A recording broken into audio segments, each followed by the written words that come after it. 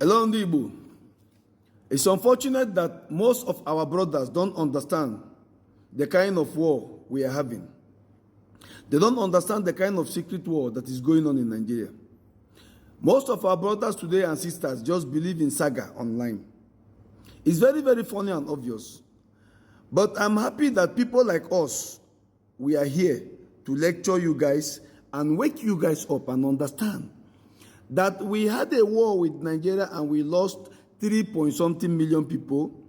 It is not for joke.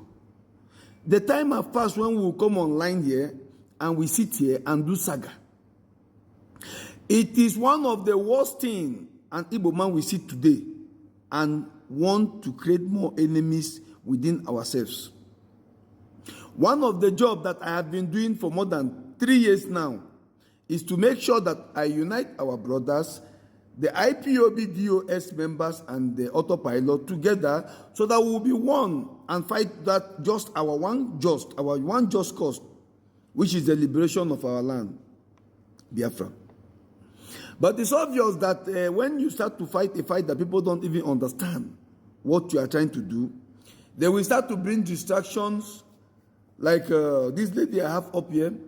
As for me, Omo Batala is a distraction to our struggle.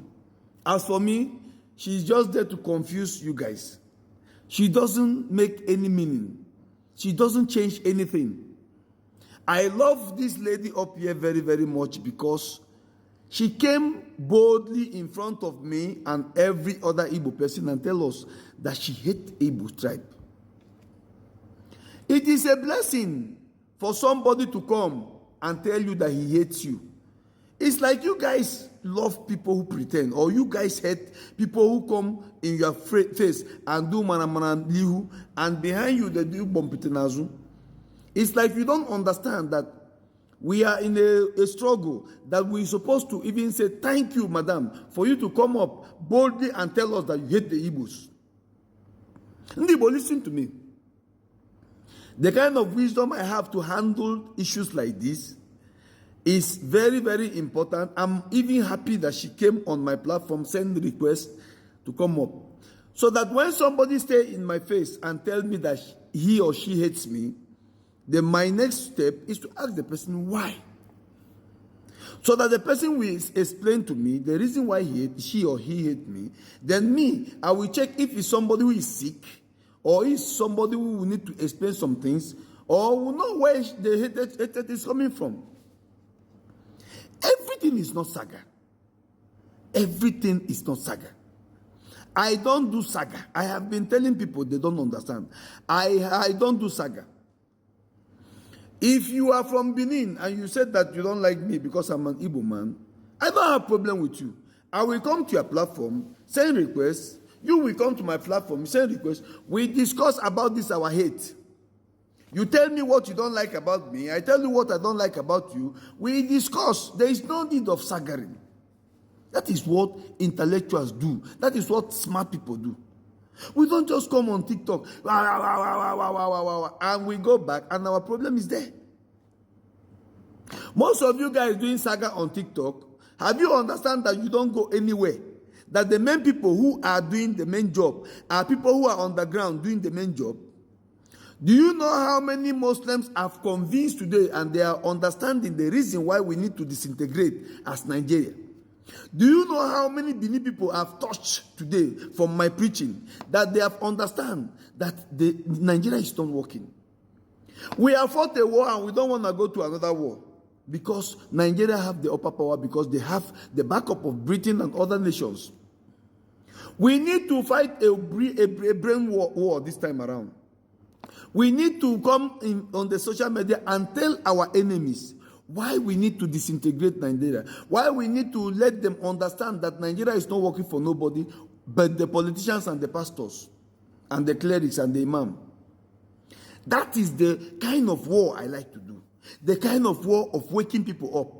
The kind of war of making people to face reality. The kind of war, if you stand in front of me and tell me you doesn't love me because I don't want Nigeria to be one, I will give you the reasons. I will try to convince you, or you will try to convince me to make me to love that one Nigeria. My brothers are coming yesterday and was telling me, bring somebody down, bring somebody down. Why will I bring somebody down that the person is here? She was not making no point. She was not making no sense. She was being debunked by her own Yoruba brother. And you come and mess everything up. She was being put in her place by a Yoruba guy who was there with her, telling her, my sister, Nigeria have never worked. My sister, Nigeria will not work. My sister, these are the reasons why Nigeria will not work. A Yoruba guy was teaching her yesterday that Nigeria is a British business. A Yoruba guy, not from me. What is wrong with my people? I am still on the pains that the DOS and the autopilot don't want to come together, and I will have another new group now that their job is just to do saga. Saga.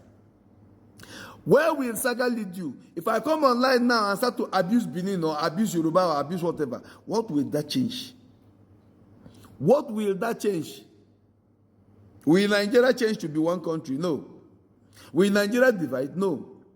Instead, we create more enmity and we cannot discuss with our enemies. Nigeria was not formed by us, it was formed by the British.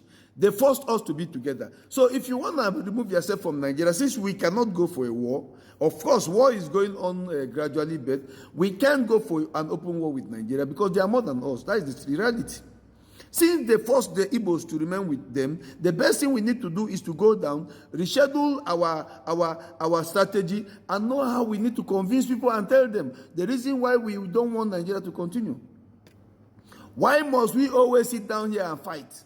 Why will somebody like me waste my time or waste my energy on somebody like this lady up here? It is obvious and very sad. We need to wake up. We need to wake up. Anya Anambra, when I came back from holiday, I did a very, very special video for you, telling you how I am behind you 100%. But it's obvious and sad yesterday that most of the insult I got is from you, Anya Anambra. There is no kind of insult you didn't give me yesterday. But I will not insult you back because you are my sister. Not even withstanding that there was a time you came on my platform and you wrote that you are not Igbo, Anya Anambra. You came on my platform and you wrote on my comment section that you are not Igbo, that you are Benin. I am not for saga. I am here to lecture people and tell people the reason why Nigeria must disintegrate. Because Nigeria is not working for nobody. There is nobody today who can claim that Nigeria is working for him or her. So my job on TikTok is to make sure that I draw more followers and members to understand the reason why we must disintegrate Nigeria, so that Nigeria will be functioning like Europe, so that Nigeria will have transparent governance, so that everybody will go to their area and region and take charge of their region. When you see your region is not going right, you will now understand who is at fault. I am not here for saga, guys. If you are on TikTok for saga, continue your saga. Me, I'm here because I want to make a conducive place, a very peaceful, good place for my children to come back and call it home. So if you have time to do your saga, carry on. If you have time to do whatever you want to do, carry on. But me, my platform is I deal here with my enemies. I dine and wine here with my enemies. I bring them closer to know the reason why they don't want me, or to know the reason why they want Nigeria to be going on, since you have never worked. So if you want to understand me, you understand me. If you don't want to understand me, it's not left for you. If you want my number, I will give you my number. We communicate on WhatsApp. But I don't want people to, I don't tolerate people to come and insult me with no reason. I have been doing this job before most of you guys came on this platform, this TikTok. Nobody can stop me. I am here doing this job. Nobody can stop me. Nobody is paying me. I will always hate Nigeria till I die, because Nigeria is not working for nobody. We need to break the country into pieces, just like Europe have been breaking into pieces and Europe is working. All of my life I've been living in Europe, and I've seen good things, and I want them to go back home. I'm not a politician. Politicians come to Europe and see the good things. They cannot take them back home because they are being trapped in that contraction called Nigeria.